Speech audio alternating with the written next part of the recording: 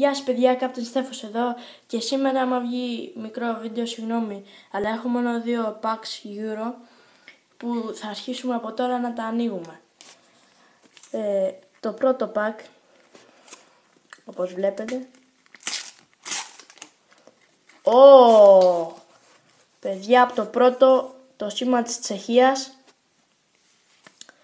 μετά Μίλα, εδώ δεν τους βλέπω καλά τώρα, Καντρέβα και Μαγκαλά, sorry μου πήσε κάτω, τα αφήσουμε εδώ.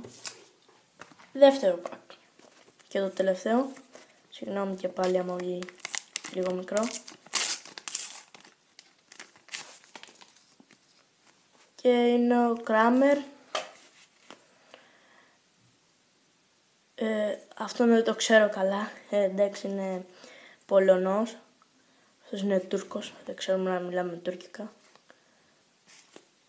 Και Ματουιντή.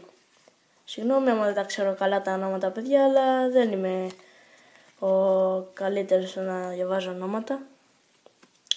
Αυτά για σήμερα παιδιά, ελπίζω να σας άρεσε, ήταν μικρό βίντεο το ξέρω. Γεια σας.